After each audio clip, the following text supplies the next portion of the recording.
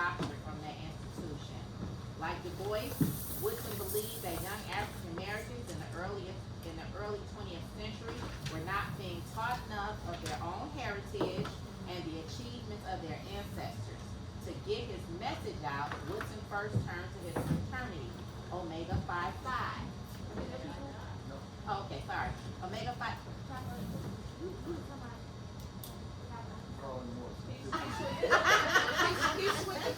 Which created Negro History and Literature Week in 1924.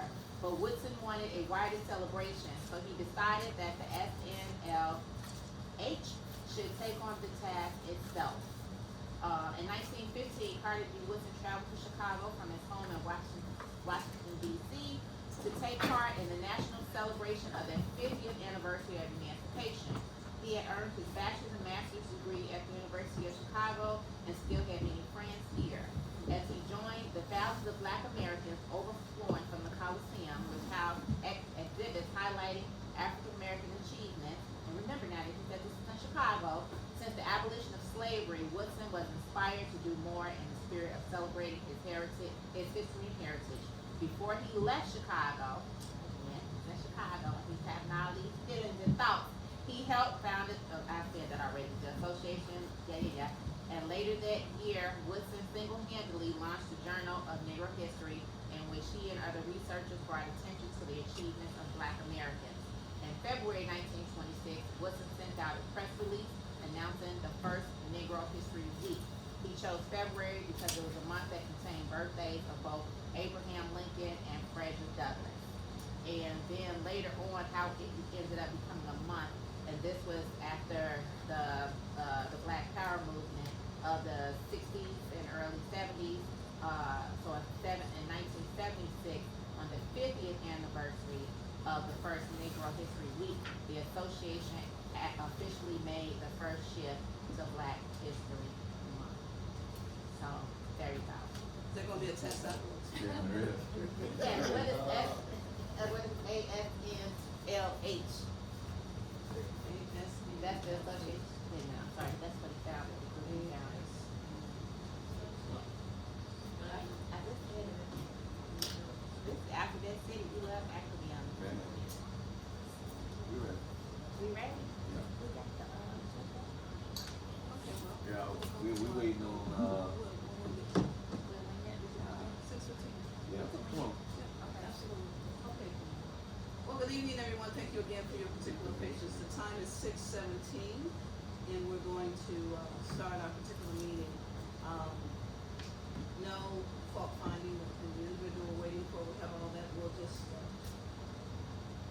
do what we need to do preliminary until you get your printed copy, if that's okay with you. So that being stated, we're going to actually start with a moment of silence. We respect the fact that we are in the church, but we also do not know who your particular higher being that you.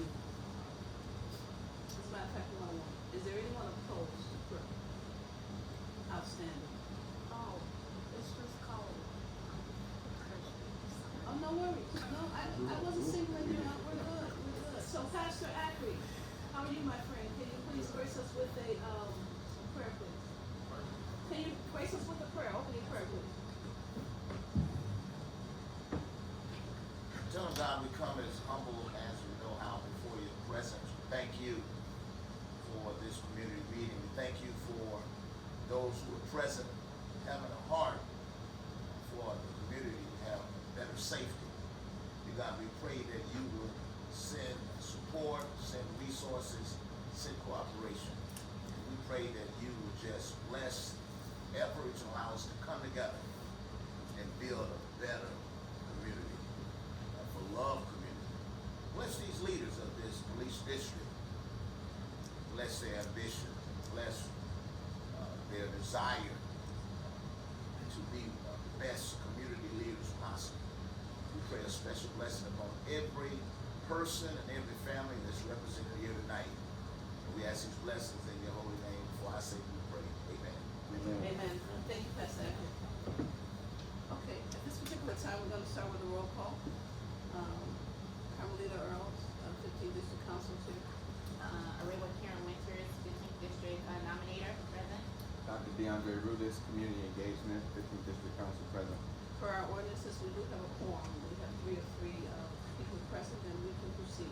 That being stated, we want to thank you guys for coming out once again in this particular inclement weather.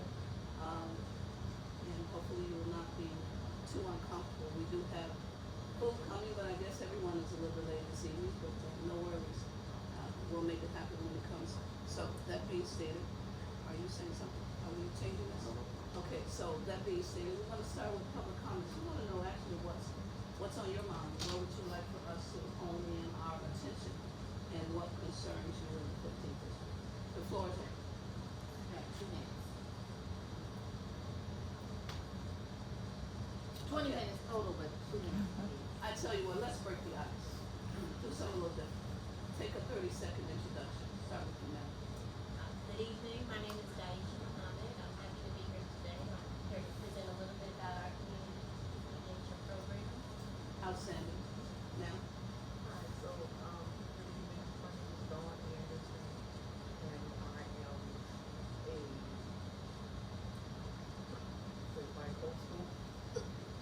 bi-coastal, resident of, Oak Park in Chicago. I've been a village leader, block, co-founder with the Urban outstanding. Ma'am? My name is Eliza Rogers, and I'm a member of this church, and I'm just glad that you could community, and I'm glad to be here tonight. And we thank you for your hospitality. Thank you for opening the Ms. door. Rogers. Sir? Hi everyone, my name is Nate Tubbs. I live right here, 1100 South Mason, and part of this neighborhood, the Island, and then the Island Civic Association. And so glad to have you all here in our neighborhood tonight. Outstanding. Joyce? Johanna Ryan from Third Unitarian up on Mayfield. Always happy to be here, but heard about this upcoming community meeting about the Oath Keepers and Proud Boys and other garbage or potentially infiltrating the police department. Wanted to know more. Message received. Ma'am? I'm Jackie Thomas, I'm undocumented, but I also live in this community, this is my district, I live right across, the expressway, so I'm right, by Jackson, Austin, and I've lived here for about 10 years, so I'm very interested in the community. Outstanding. The lady that's getting more? My name is Ebony, and I'm also a documenter for the City Bureau as well. Outstanding. Welcome. Mother? My name is Maria Sorrell. I'm a resident of Austin. Outstanding. Pastor Act. You just introduced me. It's good to be here. I'm a resident of Austin community, I'm missing Austin, but I got a decent relationship with Chris Taliaferro as well. In fact, he goes to my church some Sundays, so I'm just kidding. Greater St. John Church is the pastor, is the church I lead. 1256. And I'm a part of Leaders Network, so All right. Outstanding. Yes, absolutely. Commander? Carlin Morse, I work in the 15th district, I'm the commander there right now. House President, and this community Adam. Jen Petrosanis, I'm a sergeant, DCO sergeant here in 15. Happy to be here. And could you just tell everyone what the BCO is? Basically DCOs are, Commander likes to call them the, Swiss Army knife. We basically are long-term problem solvers. So handle anything from quality of life complaints all the way up to we go on scene for robberies, shootings, etc. and follow up on all that. We're in between beat officers, detective division, and task officers and CAPs. So we try to get with community organizations and members and try to again be long-term problem solvers. Basically. Outstanding. Well, there you go. The ice has been broken. It only took about 4 or 5 minutes. You still have 15 more for open discussion, open comments. Public comments. You know what, Nate and Ms. Rogers, if you all know of any issues that the community members may have raised at previous meetings, Nate typically frequents the beat meetings, or he goes to them when he's available to. So if you know of anything that folks have raised that aren't here, either one of you, it'd be a good opportunity to do so. Like I said, generally because we have officers that are present in our meetings, if something is brought up, they typically work to solve those issues, mostly right away. So, you know, this is a good opportunity to share, especially because our meetings are public record, and we can always go back, whether to the tapes or to the notes, and be like, hey, this was an issue that was brought up, and what's being done about it. So if either of you know it, good time to share. Well, I'll share something then. I do attend all the beat meetings for 1513 this beat and help to serve as the beat facilitator. As far as this community right here with the island, we've had a lot of vandalism and graffiti issues lately, particularly from what I understand. There's, between, Roosevelt here, on the other side of Roosevelt is Cicero. And so my understanding is there's some differing factions on the Cicero side and the Austin side, and there's been a lot of graffiti this last number of months. And so people are concerned, is there something going on? What kind of messages are they trying to send to people in the island versus back and forth? So I do always take pictures of all of it. I report it to 311. I send it to Officer Sabu, because I know it gets kind of tracked as to like what groups might be doing that. But I have raised this, but I will raise it here since you mentioned that, DeAndre, so thank you. Anything for you, Ms. Rogers? No. No? Okay. Good, then. No, I got something. Yes. I think one of the things that when we do have CAP meetings, because they don't happen regularly this year, but nobody ever comes.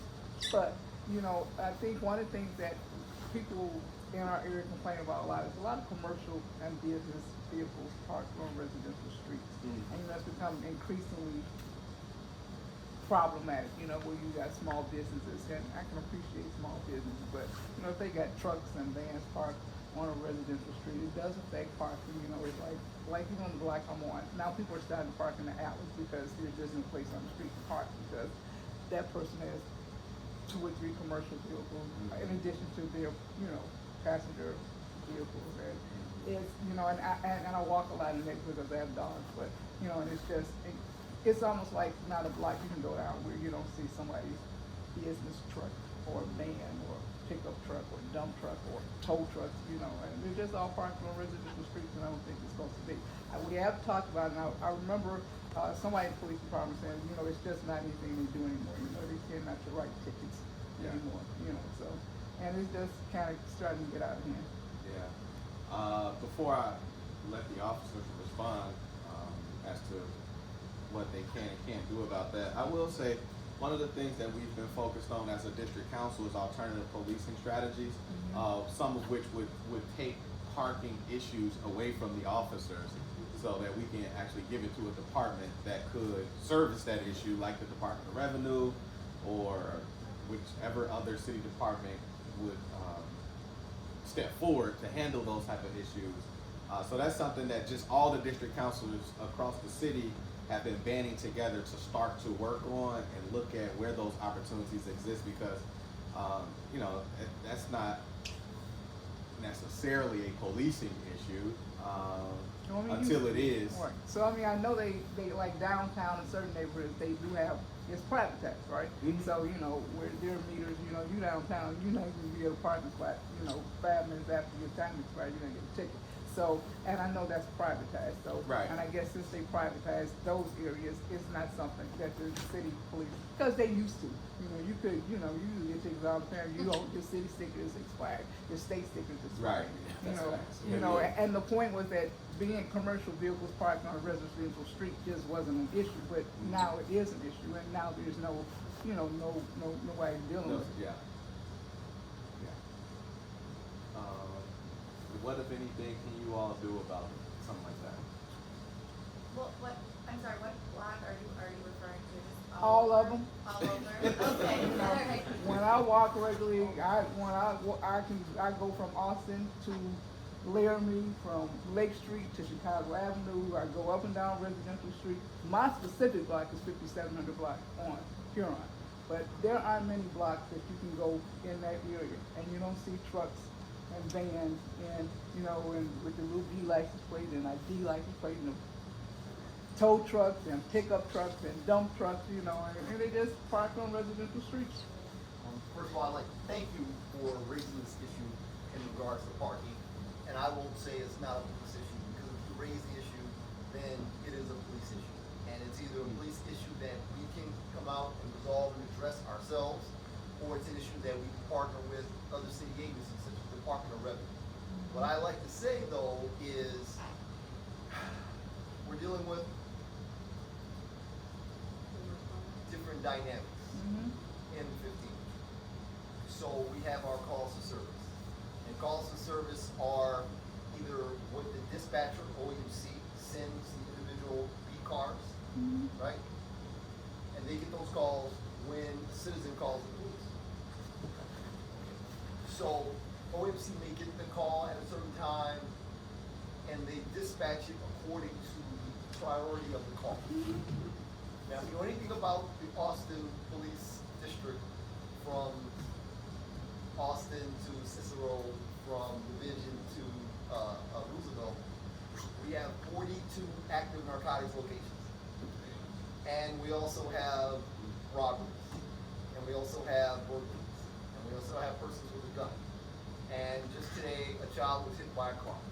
And last night, we had a funeral home they caught on fire. And we have a series of high critical response calls. So yes, your concern is very, very important. But when the officer gets the call, they generally address the concern. And if the dispatcher doesn't dispatch the call in a certain priority, then it makes it difficult to immediately respond, because rather than being on directed patrol looking for those parking offenders, many times the officers are racing back and forth from call to call. So second thing is, yes, we get parking complaints all the time, and it's something that we definitely take seriously, and after the meeting, we can get some specifics. And we generally have, like Officer Munoz, he's one of our community policing officers, he deals with these issues as well. We can have these DCOs, right? So that is our official response. It's important to you, it's important to us. Am I gonna stay here and say, am I gonna resolve all your parking issues? 100%. If I did that, you'd probably hit me with that vase over here on that table. Because we all know these things, they ebb and flow, they move around, and as the warmer months come, we have a higher incidence of those calls for service where the officers are just running back and forth. We call it a RAP, which is a RAP, radio assignment pending, where the officers are just racing back and forth. But what I also say though is,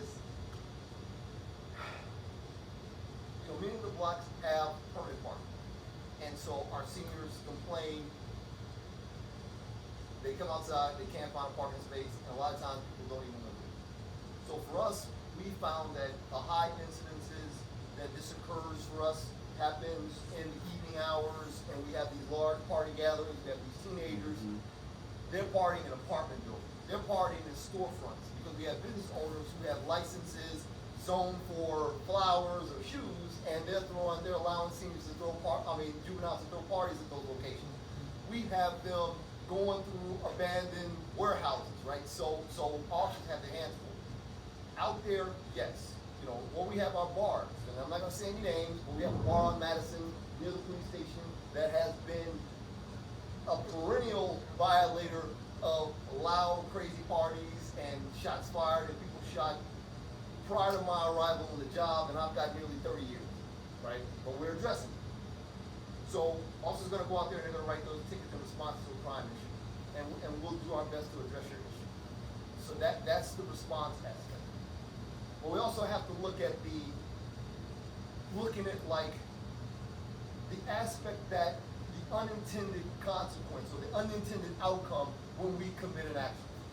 So I'm here with Sergeant Petrosonis, and I asked Sergeant, Sarge, I need you to go write tickets on these people, on these business owners with their residential trucks and their tow trucks. And she says, no problem, Commander, I'll do it. And so we write them tickets. And now they have $100, $200, $1,000 ticket for someone who's working, getting up every day, trying to do the best they can. Now they complain to me, and they say, hey, why are you not locking up those guys on this location doing X, Y, Z, right? So And during COVID, let's remember when we didn't have the opportunity to go shopping, go to the grocery store, to interact, right? Prior to COVID, I said, hey, businesses are doing me a favor. They're doing me a favor by having that business there, and I can spend my money anywhere. But what I learned quickly after COVID was no. They are actually doing me the favor. It is a privilege to be able to go and shop and conduct commerce and have people come fix stuff at your house and have some place to spend your money and have people out there moving about having jobs in the community. So I'm not to drag the response out, but we have to balance it out because we don't want to anger the community and have them upset to the point where they feel that they're getting these $100 and $200 tickets and it's impacting their bottom line as workers. They tend to come to the station and they could actually complain vehemently about that as well. So it's a two-way street, illegal activity. and it's an ongoing thing. Well, it's illegal, okay, that is true, and jaywalking is illegal too. Right. So what happens when the officer says, hey, you jaywalk, right? And he goes to arrest the guy fights because he's like, hey, you can't lock me up, I'm just walking across the street. And then we see in the newspaper that, dangerous police officer overreacts to a person walking across the street. So yes, technically it's illegal, but we don't live in a technical world. We live in a realistic world where we have to look at realistic problems. And we will address the parking issue the best we can, but it also comes with other jobs and calls of service when we get those police calls. Oh, I do understand And so that. if I you know call how the to police, prioritize. and I urge you, please do, dial 911 when they call the police, just understand that it may be a time period that the officer has to respond to. I mean, I wouldn't call the police for that, but Yes, we do bring it up in capture. Or you can call the police, or you call 311, but they'll probably tell you to call the police. Or you could petition the alderman and says, hey, get the Department of Revenue out here. Because the Department of Revenue goes from community to community. Sometimes here in my community, I have to move my personal car, right? They don't care if I'm police command 15 deputy, they don't write me a ticket. And they have, right? And I accepted it. Hey, I'm wrong. And the Department of Revenue can assist as well, just like a district council person. I'm sorry, I don't want to take over the meeting. It's not my meeting per se, but I just want to respond to your answer. Thank you. Yes, ma'am. Thank you, Yes, ma'am. Thank you very much, sir. All minds clear? Anyone else? Okay. Well, thank you for that concern. Engagement is always a beautiful thing. My mother said without a resolution, without a conflict, you can never have a resolution. Not that this is conflicting. Sometimes it's great to just disagree or put something on the table. But now we're going to, although we don't have a written agenda to begin with, so you don't know that we're moving, put that right down there, sir. Thank you.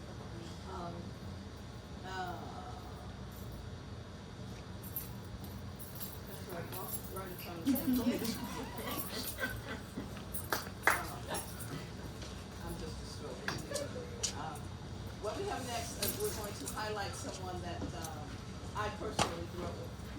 I can honestly say that there was a little boy singing in the choir, a little boy playing the organ, turned into a young man, went away to college, became educated, and he's always wanted to serve God's people. He's one that I can basically say that God can trust with his people. He's now no different. He used to sing a song, "Here Am I, Send Me." Well, guess what? He's been sent, and he's here serving our folks. He has a family, growing a boy and little grandson. I don't know if there's another one since then, but I know there's one grandson. Just celebrated 60 years. Happy belated birthday to you. Today. Happy birthday. We appreciate that. So that being stated, we have somebody that's been an activist, renowned, not just on the west side, not just in the city, not just in this state, but across this particular nation. Let me just tell you that I am Peacock proud and hyena happy to know you. It is a beautiful thing to know that somebody can actually accept a calling to serve. A lot of people in position want service, but it's very rare that you find a servant. And sing alongside of you, I'm just glad to be associated. And we just want to let you know that tonight, you want to read that? Wait, before you read it, I would just like to also say that in 2016, my 16-year-old great nephew was shot and killed by police in the Lindale community, and it's what really sparked my interest in working for police reform.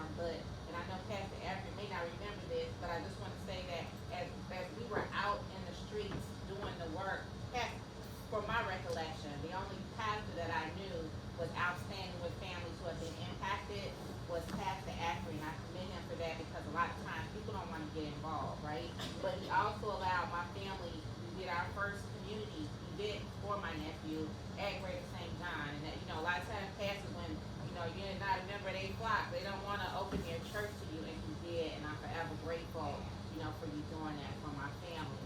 We really appreciated you. And I'm gonna let DeAndre read the award. All right, so every other month, we select one community member and an officer that really exemplifies, you know, public safety and or police accountability.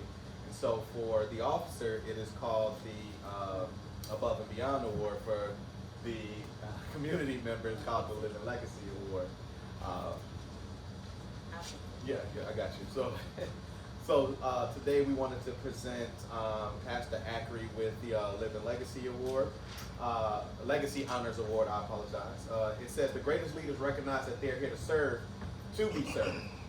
This certificate of appreciation is in grateful recognition of your continuing service and support, and we hereby present Pastor Ira Ackery with this certificate of recognition for your service, leadership, and courage on behalf of the 15th Police District Council.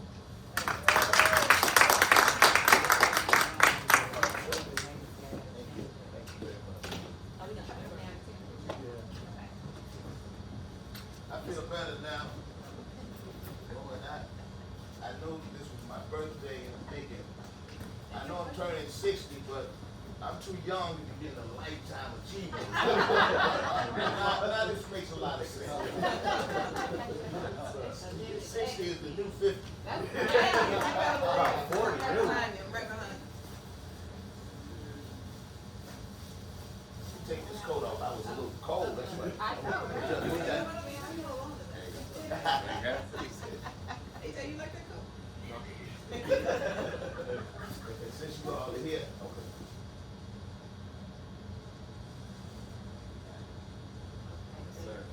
Now, let me just say how honored I am to receive this award because, you know, I did a lot of speaking out down through the years. And when I was doing it, I didn't really realize that I was putting my life on the line. I remember, I can think of several occasions when people get a shot in our community. Me and Reverend Hatch and Reverend Fields would always get up and say, you can't do this in our neighborhood. And we put up our money, you know, as a reward. And we tell them, you think we're playing, you can come meet us at our church. And the cameras are rolling and we say, 1256 North Waller Avenue. And Reverend Hatch is a little older than me. He would say, you know what you just did? And I said, yeah, I know what I just did. He said, you just told cold-blooded criminals where you live. and where you worship. And I would do that all the time. And then my mother told me, you know, you're not going to live to be 50 years old if you keep standing up to these crazy people in Chicago. And I would never stop. I remember Officer Clifford Lewis. That was one that I was really incensed about. Because I said, he is one of the best guys who lived in our neighborhood. Not way in the beautiful suburbs, and I have no problem with that, if that's what we live. But he lived right in the hood with us. And you're going to kill him. You know, and I hate to, you know, open old wounds, but that really frustrated me to no end. And so I got in trouble about speaking out about that. But anyway, God has been with us. And thank God I did make it to live to be 69. Every time I speak out now, during the late 50s, I think twice before just going off like that. So I thank you all. I'm truly honored, very humble, and I wish to stay through the meeting, but I have another meeting at 7 o'clock by way of Zoom. I was coming here anyway, anytime somebody's going to celebrate you, but some of the other stuff's on my schedule. I just saw the 13th. I didn't even know it was my birthday. But anyhow, God bless you all, and you all keep up the great work. It may seem like nobody appreciates it, but when I come in a room like this, and I see you guys sitting on the hot seat, advocating, we appreciate it, and thank you for bringing me in. All right? God bless you.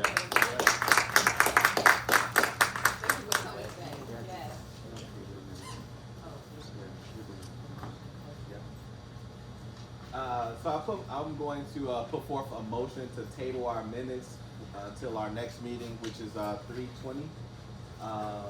Can I get a second? I second. All right. Motion has been tabled to defer the minutes. It has been seconded, and we will consider it deferred. At this particular time, we're gonna go with district council members' update. All right, so I'll start. Again, I'm Dr. DeAndre Rudis. I'm with I am the community engagement specialist. My job is to essentially be the facilitator of communication between the police and the community. I also like to be the holder of information for our group. So we have some surveys here on our newsletter. If you'd like to take our public safety survey, that would be great. It lets us know how we've been doing since we started until the end of this thing in another couple years.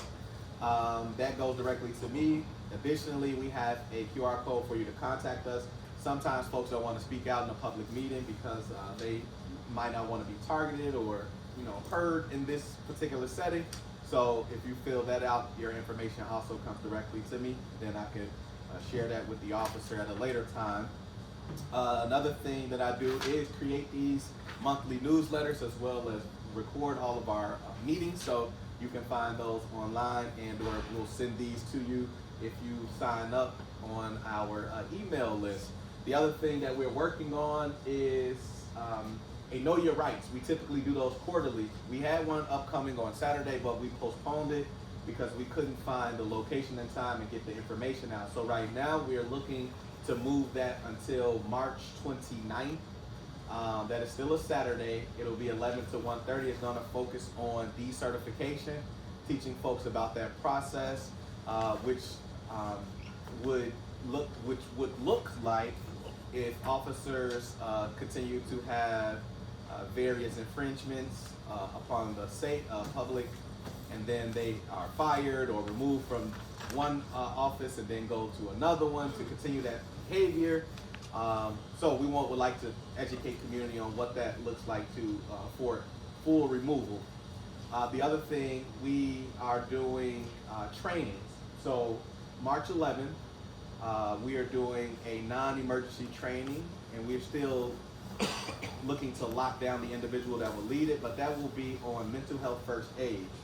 The kick with that is, though, that is an 8-hour training, but it does prepare you with will leave you with a license that you can hold for 2 years in mental health first aid. So for folks that would like to learn what that is about and or have something they can put on their resume, information will be forthcoming as to where that training will go and who will lead that training. Other than that, the other thing that I am working on is just continue what I call listening tours. So if you again would not like to speak in a public forum and like to meet one-on-one, that opportunity exists. I'm also a new property owner, so I own property at 5044 West Madison. That'll technically be the location of the district councilor office. So if you'd ever like to pop in and have conversation, you can do it there as well. So with that, that's all the updates I have to share. Yes, at the Rudis Center. Yeah. Look at the Rudis Center. Yes. Okay, so I have a few announcements. So first announcement is recently there were a series of community conversations on police reform in various neighborhoods across the city. There were a list of organizations that was serving as the community host for these conversations. And so for the Austin community or some area of the west side, BUILD was the organization that hosted these community conversations on police reform. I believe the first one they held was at BUILD, and they did that with young people. And then the second one was also held at BUILD, which we were there and acted as facilitators. And then the last one was held in Humboldt Park. And they were just asking questions about, what would we like to see, how can we build on relationships between community members and police, how, we want police responding to our communities. It was some very good conversations. But one thing, I shared with Bill was that oftentimes, you know, we're having all these conversations and we're sharing all this information, but then we may never hear back, like what is an outcome or what is being implemented, and so Bill, has said that they have, you know, talked to the department as well as the larger umbrella that kind of put the money behind, these community conversations. And what Bill, one of the things Bill and probably some of the other hosts as well is asking that once all the information is collected and formulated, that instead of them just putting out a report, that they actually come back into the community and allow us to know like what came out of these conversations, and then are there gonna be, you know, actions and steps taken behind them. They don't have a date for that yet. They're calling it like a telling session. But as soon as they get those dates, if it's before our next meeting and you're on our mailing list, I will make sure that you get that information. The second thing is, and this is through the independent monitoring team, which is the body that is overseeing the Chicago consent decree. So they have also been having community conversations. So this is where they say community members, they do what they call public hearings, and this is where community members may provide input on CCD policies. So they can also attend the public hearings, and they are on the website for the independent monitoring team, which is, all I know is Schiff and Harvey, but I'll make sure DeAndre puts it in our next newsletter. But the next public hearing is going to be virtual. It will be on March 11th, and normally the time, they do it in the afternoon or midday, but they made this one in the evening from 5 to 7 in a hope that they could get more community members engaged. And so it's important that, because this is unprecedented, right? That a police department actually gives community members the opportunity to be able to go and look inside of their policies, and then for community members to be able to share, and you may open it up and you may really, it could be technical, you may really not know everything, but say for instance, if it's on foot pursuit, like foot chases, well, if we haven't had a personal incident, we've seen something on television, we have some awareness of something, so if you go there and you read it, it's okay, you might just want to make one comment about it, but it is there for us to be able to do that. And a lot of times when those policies are open, which I wish the department would do a better job at sharing with us or CCPSA, so we can do a better job at sharing with you all, but it is an opportunity for community members to be able to give input. And under the consent decree, they are supposed to like take heed to this information and utilize it, and where it can be added and changes could be made in the policy, that's what they can do. And I'll send this out too, but DeAndre will put the link on the next newsletter for the community public hearing on March 11th. And then the last announcement I have, and this is what Joanna was alluding to, and we weren't really gonna talk about this tonight, but this is the People's Town Hall on February 23rd. I'm sorry I don't have copies, but I'll leave this somewhere if you wanna take a picture. But this is the People's Town Hall. It will be at Amberg Hall at Bethel New Life, and this is in regards to the Oath Keepers, any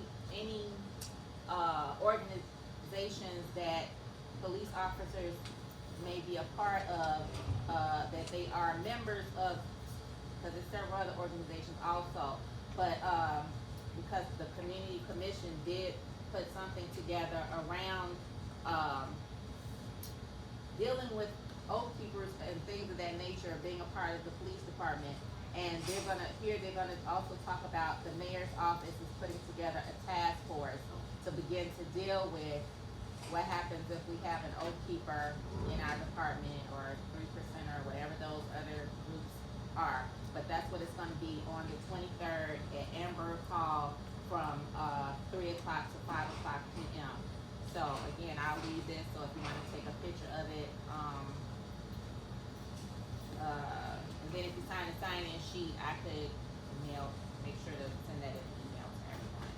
But I'll leave it so at the end of the meeting, if you wanna participate, take a picture. That's all I have for us today. Okay, well, let me just say that, I'm kind of spoiled. I have two of the most dynamic people that's a part of district councils. So I'm gonna speak from, I don't have an update for you, I'm gonna speak from the standpoint of, how do you see yourself? As the chair, similar to that you sit on, is foundation. So I'm gonna ask you a question, I prefer to, ask, are you interested in being a bridge? Meaning that a bridge, by definition, connects one entity to another, allows continuity for the meeting to take place, and transference of location to take place. Can you see yourself as a bridge between public safety and the police department? Or a cinder? A cinder block, so to speak, is one that basically, you put enough of them together where they show up the low places. I hear a lot of different things going on. I'm one that's, don't see a glass half empty. Can you raise that bottle for me now? Can you guys see the amount of liquid in that bottle? Yes. How would you describe it? 1/8 full. 1/8 full. How about you? There's only a little. How about you, Commander? I'm probably, on Thursday, I want to. How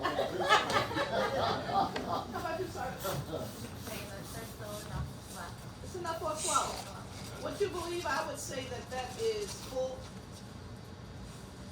It's perspective. See how she's looking at me? I'm a person that deals in perspective. It is not 8 empty. It is not 7/8 full. It's full. It's 1/8 of liquid and 7/8 is air. It's perspective. So you see how we can look at something and everyone has their own description or understanding. That's how sometimes we look at our police. And we may see something that we may have had an experience that's 1/8, but it does not represent the 7/8. So I'm gonna ask you to leave this place, and by the way, the pizza's hot, you might as well eat it while it's here. Eat it while it's hot. Be that center, be that bridge. Be that continuity between what you think is wrong versus what you think is correct. It's not often that you have a commander and a sergeant and a meeting that's willing to hear your voice. So for that, I'm not blowing smoke up their butts, and I'm not blowing any up yours, but I want to applaud you openly, because I understand it's a struggle. Everybody in our neighborhood, forget that, everybody in our family is not doing what we think they should be doing. So therefore, if we act in that capacity, then maybe, just maybe, we can be the difference between that which is empty and that which is full, with our mindset shift and perspective. Thank you for listening. Let's take 5, get your pizza, do whatever's needed, and then we're gonna hear from, Ms. Lopez. No, so if you all are hungry, you can please at any time get some pizza. But we're gonna move to go ahead and bring up our speaker for tonight, Ms. Daisha Muhammad of COPA. She'll talk a little bit about this initiative they have to do a community mediation. Oh. You meant to get something to eat. We want to 5 minutes, 5 minutes, grab pizza. Yeah, we take a 5-minute pause, get food. You're ashamed to let it get cold. I know, right? Come on in. That man went all the way in the snow for this. Thank you, love.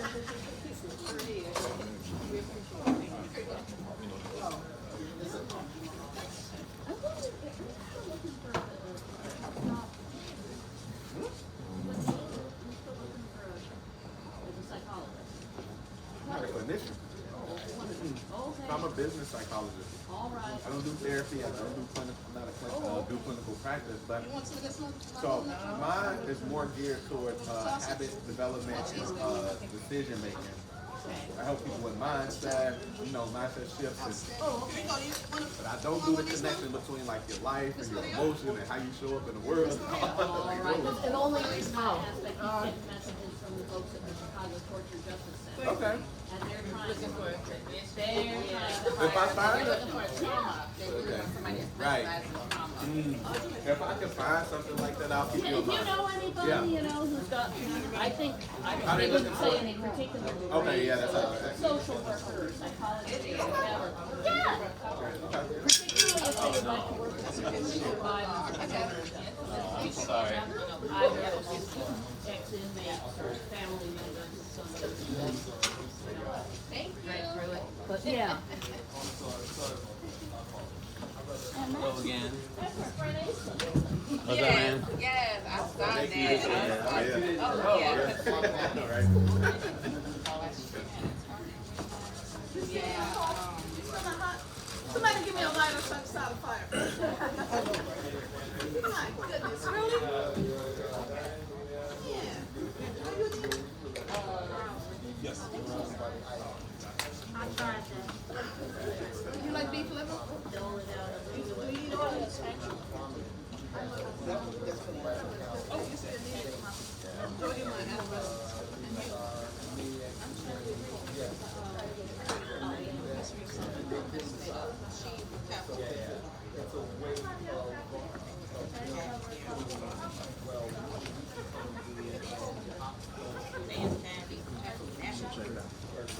Napkins and cheese? Pepper cheese? Drop them in the You know what, one thing, oh, so you're, I was thinking about, the community putting together, yeah. What kind of stuff? Oh, you talking about stuff like that? Oh, yeah, yeah. Oh, okay. Like, oh, trinkets. Okay. Yeah. Okay.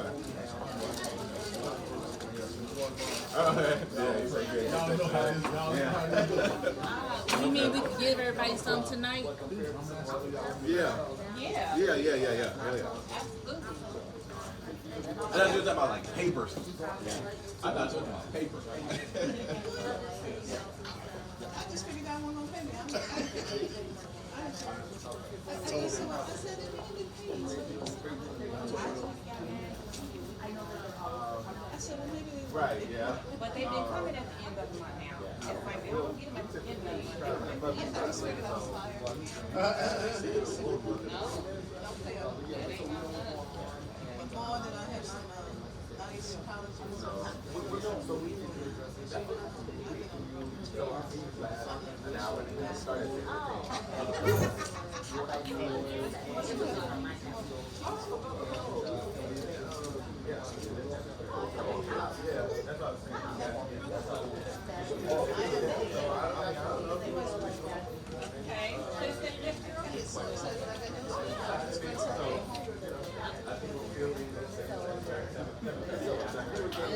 Okay.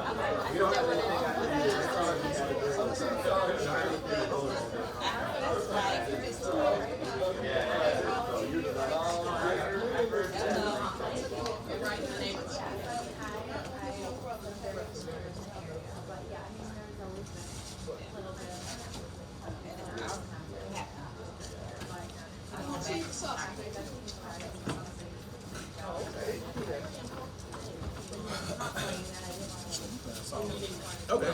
Yeah. That works. I was wondering, like, I thought it was more like paper stuff. Paper. Are you ready? Yeah, I'm good. I'm done. You wanna introduce? Okay, so everybody, okay. All right, y'all. So it looks like everybody does have something to eat now. So, as I was stated, so we have Daisha Muhammad from COPA. She's going to talk about the Community and Mediation Initiative, something that we actually, if you attended last month's meeting, we talked a little bit about an idea for a tribunal, something that could be essentially a process by which community and police could have, well, mediate smaller conflicts with a district counselor involved. And so this is something that they were already developing for some time now that she would like to share. So it may end up being a part of something that we put together, or, you know, just we might just bypass. I don't know. Either way, but we gonna do something because we have to. But regardless, they are already developing something, and this is an opportunity for you all to hear about it and for us as well. So with that, we'll move it to Daisha. Thank you. Yeah. Hi again. I work with the Civilian Office of Police Accountability, or COPA, and I was brought on board in August. I filled the newly created role of Director of Mediation. Prior to 2024, I guess, they did not have that role. This was a role that was established to build out the community police mediation program. And so I asked to join your meeting so that I can start to socialize what this is, because Chicago has not had one in previous times in this capacity. So just a little backstory. Back in 2022, a group got together with the city, a group of consultants, a group of folks in the mediation world got together, and they did community engagement around the concept of a community police mediation program. Now, why they were doing this in the first place was because of the consent decree. So back in 2019, when they signed the consent decree into effect, the 13 sections of this huge document, the last is the accountability and transparency section, which is where the mediation mandates sit. So we are required, the city was required from paragraphs 510 to 512 to develop a community mediation program. Well, at the time, Chicago didn't have anything like that, but there were other legacy programs around the United States that were also operating a community police mediation program. And they kind of used that as sort of a guide of what it could look, what a framework could look like here in Chicago. So in 2020, they started a project to start to engage community to socialize what is mediation, what is a mediator, what is conflict resolution.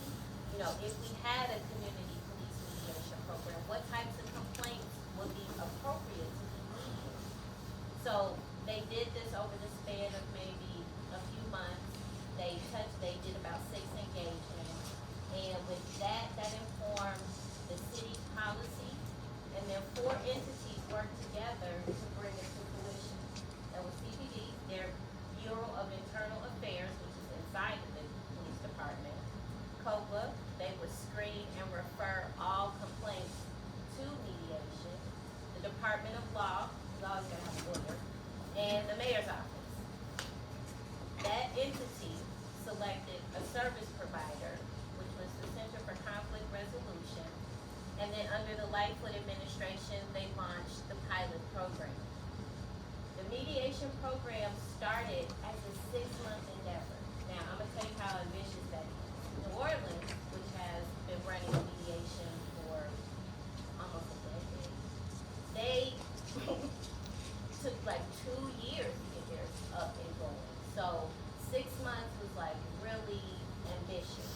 So we launched a 6-month pilot with these entities. We had cases that were referred, and then we came to the end of the end of that pilot. Well, we wanted to extend the pilot so that we could continue to refer certain complaint types to mediation to go through this process. So it went about 1.5 years total. At that point, the Office of the Inspector General did a report on audit on the community police mediation program. In that audit, they came up with some recommendations that would improve upon the process of what was happening during the pilot. So fast forward, COPA is now the city agency that administers the mediation program. So they staffed the position to build out the mediation program. We put a pause on referrals going to mediation at the end of 2023, I believe, and used most of 2024 to get the hiring process through, and then I started in August. So, where we are now, to bring you up to speed, is we are in the process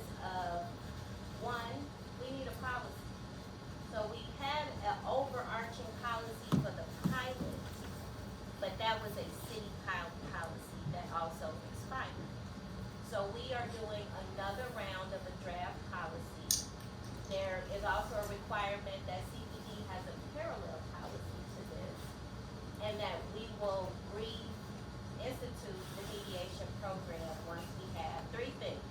We need to have community engagement, we need to have a policy, and then we need to have training on what mediation is. So by a show of hands, who here is familiar with the mediation process, a mediation process? Couple folks? What would you say mediation was for you?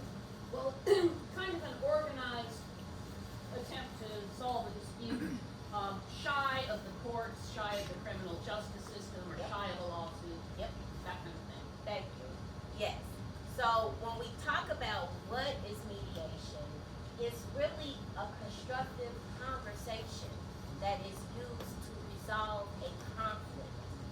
So what kind of person needs to be in that room as that neutral third party is a mediator that is qualified, meaning they have gone through the proper trainings, they have, participated in some type of practicum that allowed them to be qualified to be a neutral third party, where two parties are coming together to discuss some challenge or conflict.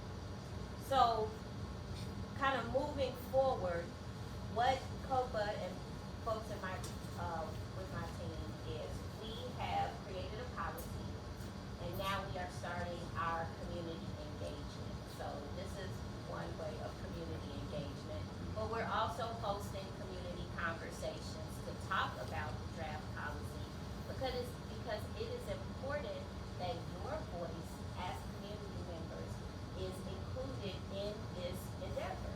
Chicago has not had a community police mediation program. CPD has had a mediation program, but it is far different from what we are trying to build now.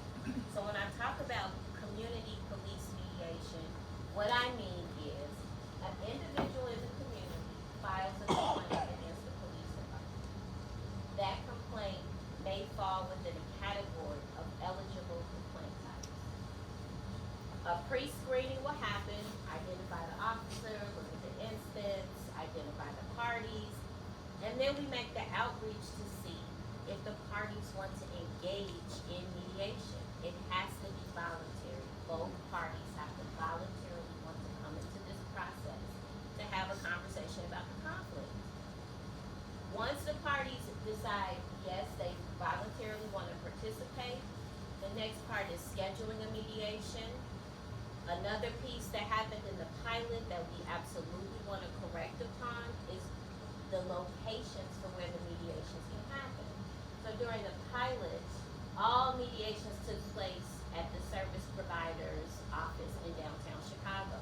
That created a challenge in the area for folks who needed to come from all over the 77 community areas in the city to come downtown to a mediation. Some people just couldn't flat out afford it. So one thing that we want to improve upon that is having central locations throughout the city based off the areas, so that there can be one place where folks can come to have a mediation. Another thing that is important to know about mediation is the length of time. So complaints that come into COPA, the expectancy of how long it can take for that case to be investigated and closed, I believe is 18 months right now. These complaints will go through a more expedited process so that they will be resolved in 120 days. So during the pilot, we did 90 days. That was not doable. When we looked at how long it took to just do the scheduling, officers have really challenging schedules. It has to happen on their shift. So if it's an event that happened on first watch, we have to figure out how to accommodate the officer's work schedule and the community member to come in for mediation while that officer is still on shift, knowing they work overnight. So there are a lot of challenges and nuances that come with how to build this mediation. So we have a frame, we have a pilot that gave us really good data. Now we need to refine this process to make sure that we roll out something that is sufficient for the community. Now, some benefits of mediation. One, these complaint types, as I said before, will see a Another one is, and to me, this is one of the more key and important ones, is it works at building trust between the community and our police department.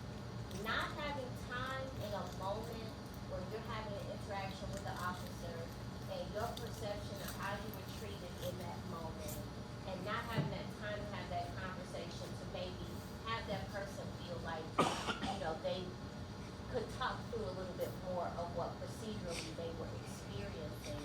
Maybe that officer didn't have that time.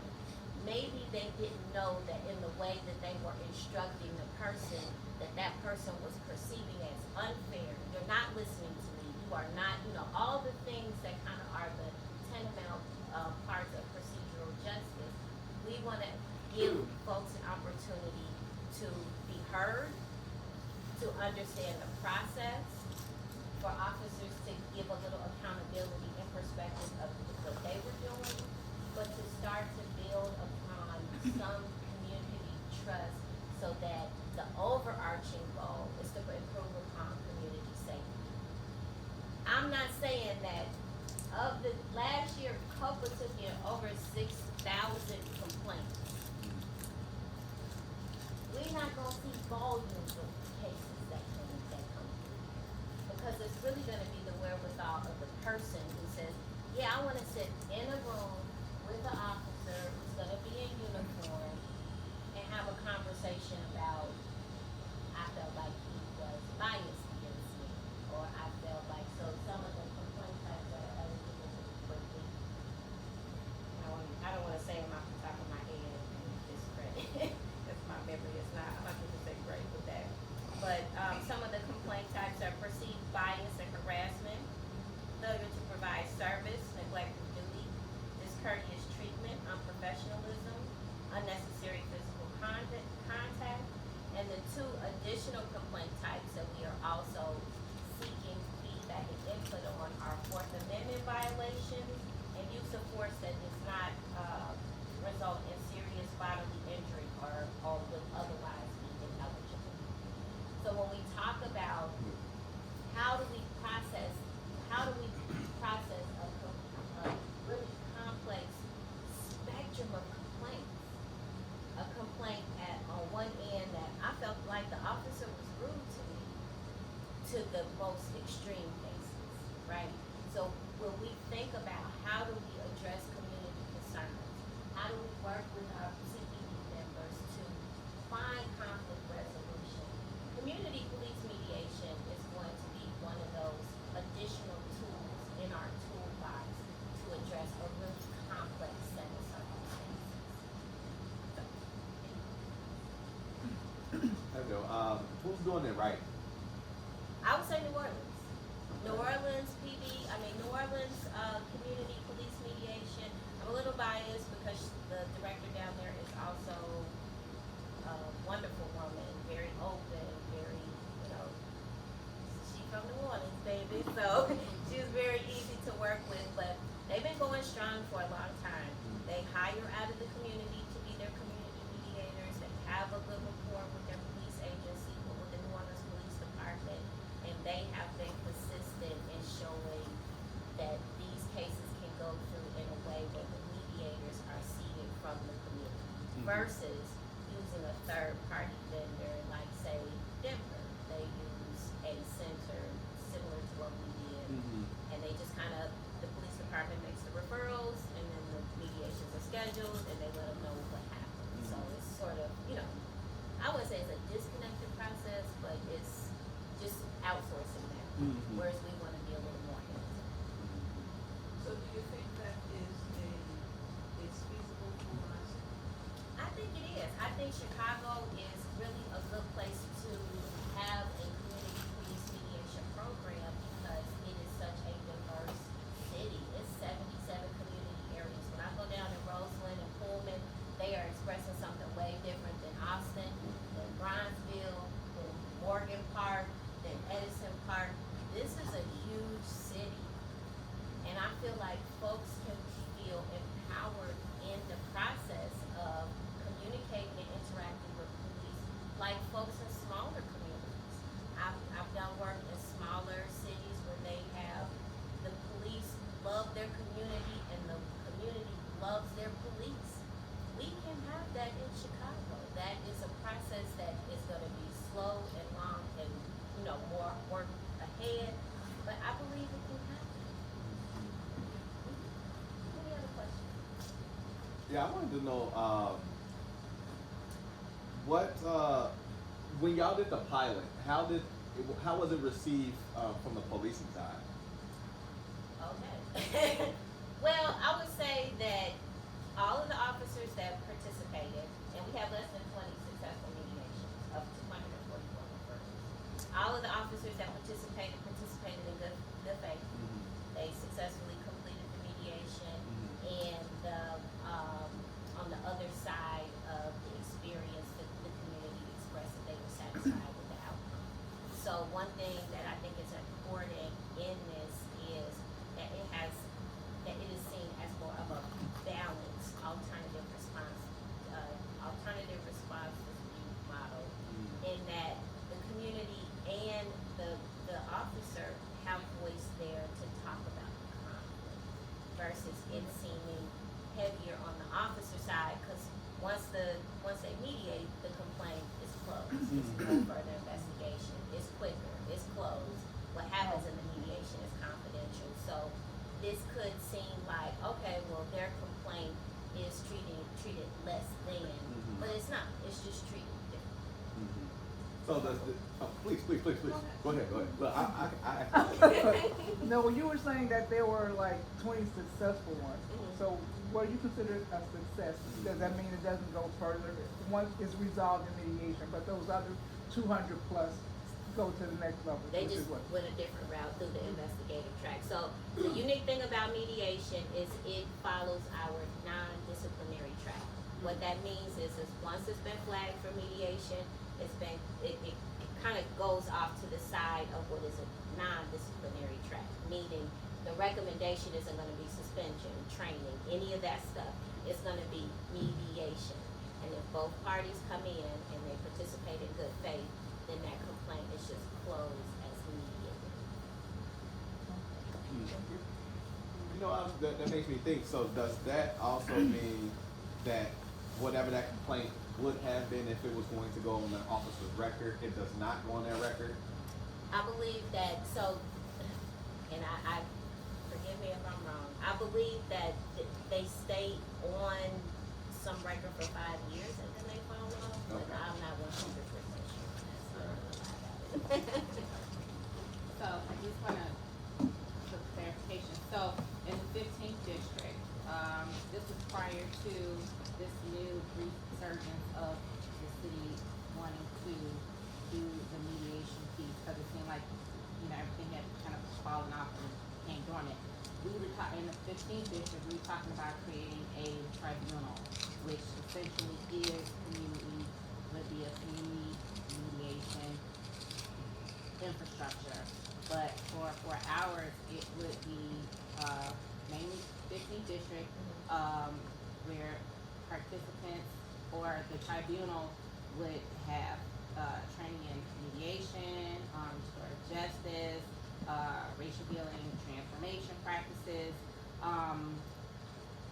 Because as district counselors, I felt like if we created this and everything is trial and error and models, like, one, this would give us more visibility, and two, it would put us in a position to be able to then look at accountability, and three, help us to build relationships between community members and our police department.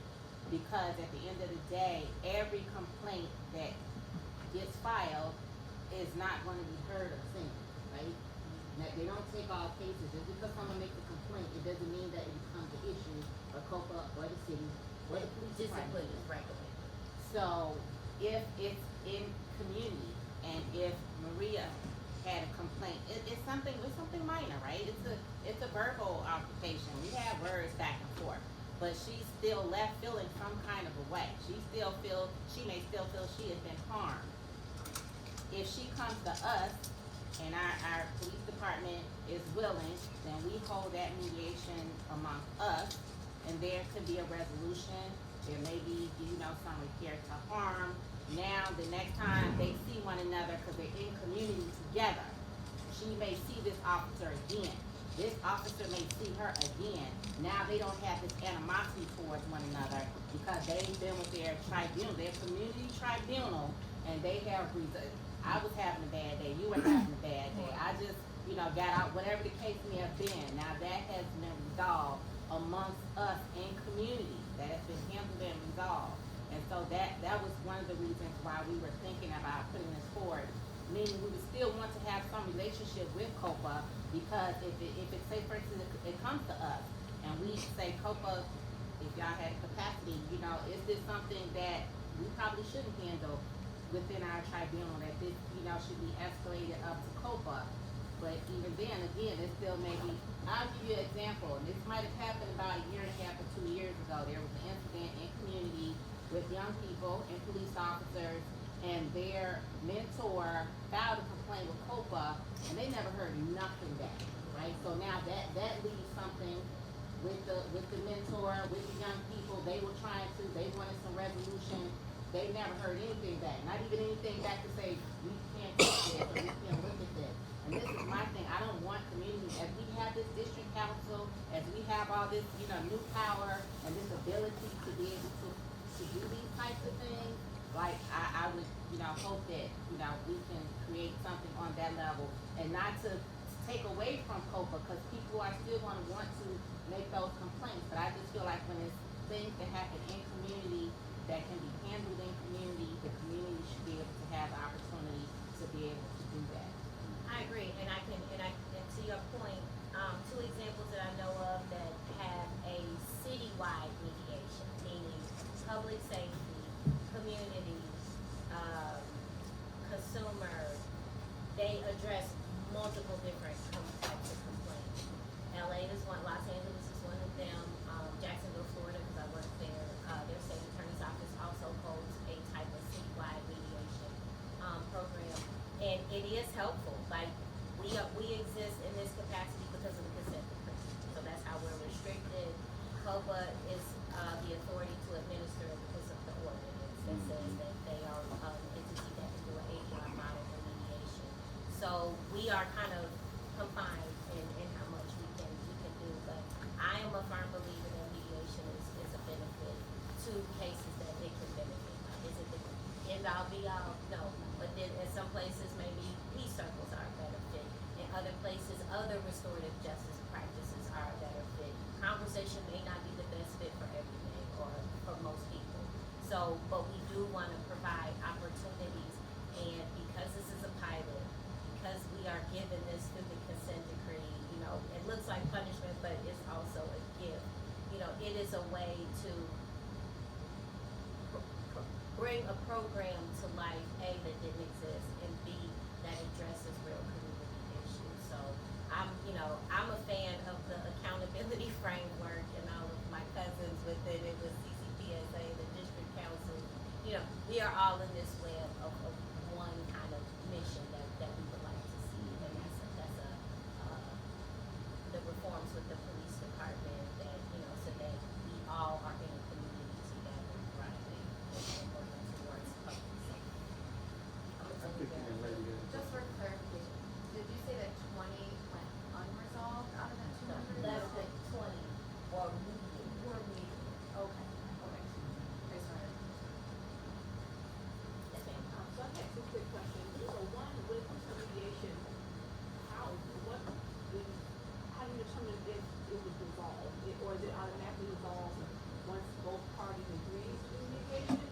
Or is there a particular parameter that each person has to agree upon? So let's say they come together and they're still, if they feel like, if I have a complaint and that person, that's like the officer is still not understanding where I'm coming from, or I feel like, they'll even say it could be a situation where someone is excessive force, but nothing that was serious or injury. But I might not feel like they apologize, I might not feel whole after the meeting, but that still be considered a resolution, whether I feel okay about it or not. And then my second question is, how can we get more information about the program? Okay, so for your first question, successful mediation is both parties participating in good faith. The thing thing about mediation that I feel like is the key is that it sort of has the Las Vegas rule. What happens in mediation stays in mediation. State law provides confidentiality to the content of what happens within that mediation. So that officer can feel a little more free to speak, you know, about what happened in that event, what happened in that interaction, because it can't be used against that officer or individual in, say, a personal lawsuit. So they're more, the confidentiality laws add I would say, an extra buffer to allow people to feel more freely to speak within the mediation. Another thing is gonna be how qualified and talented that mediator is. So we had, CCR was our mediators for the pilot. I feel like, you know, they were wonderful folks to work with, but it is gonna be that mediator that is in that room, to your point, if that person feels, oh, I wasn't, you know, what I came to this for wasn't quite what it was. It's gonna be having that right person in the room so that both parties leave there feeling heard, having a mutual understanding of the other person's perspective, and then the case can be just closed as needed. If you would like additional information, I'll give you one of my cards. We're also circulating a flyer. If you would like to join in any of the community discussions, you can register and we can send you the information, whether it be in your area or I'm even open to another area.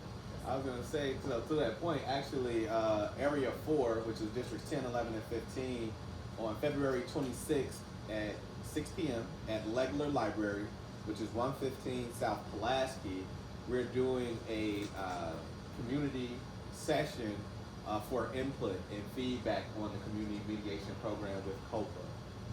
So that's, if you'd like to attend that, that's something you can get more information to and give input as well. Yes, and I will say, if you've never participated in a policy process, it is one that you said before, it's long, it's a lot of things, it's a lot of technicality into it, but it's rewarding knowing that you gave a little piece of your thought, your feeling, you know, what you as a community member brings to that process, to participate with them. And I've done them, you know, with prior policies, folks came out and gave really good feedback that was actually implemented into the policy. So I would say if you even were curious, it will be inviting enough for anyone to attend.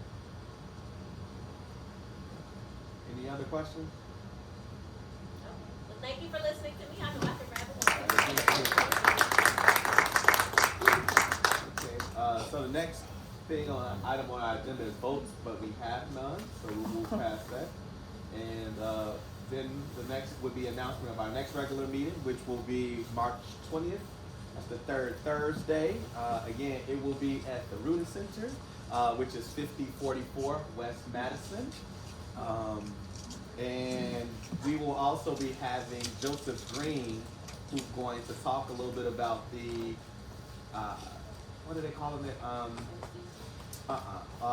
He's going to be talking about the First Defense Center, I think they're calling it, which will be at the Aspire Center. So it is for folks that have been justice involved, and as they're trying to get back to work and are dealing with other legality issues, it will be beneficial for those individuals. So if you know of anybody or you just want to learn a little bit more about what the Aspire Center is bringing forth, come on out. And that is, again, March 20th. The address is 5044 West Madison. And Wait, Bianca, I'm sorry, we do have a vote because, so our meetings were on the second Thursday of every month, but we were, wanting to move them to the third Thursday, and we didn't take a vote on that. Oh, okay. So. Our park advisory council meetings on the third Thursday. oh, your Park Advisory Council meetings on third Thursdays? What is it on third Thursday? Park Advisory Council meeting. Hey, Austin Town I was Hall. gonna ask you, we wanted to do an outdoor meeting in Harambe Yeah, absolutely. in May. Might not be warm enough, but absolutely. In May. It might not be warm Might enough. not be warm enough. So do we want to move it every time? I mean, it's up to you. I'm okay with whatever, so it's fine. How you wanna do it? No, I'm just one person, so don't, do it. Yeah, it is.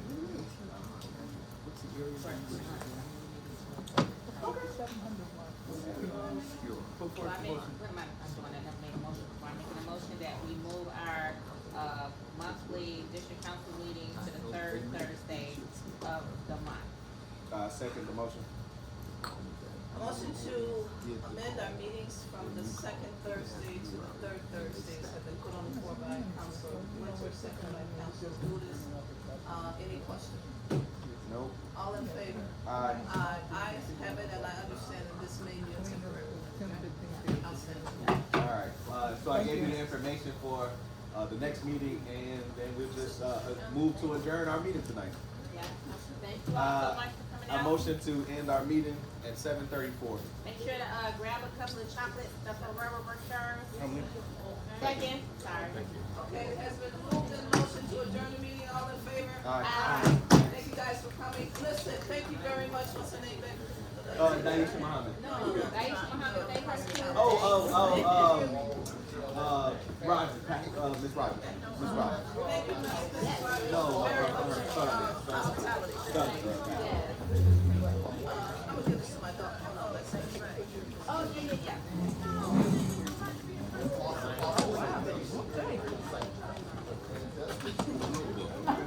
Can I always do that anyway?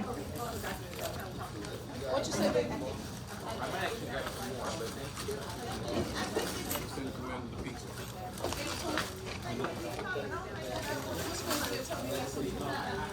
Just wanna bring it in.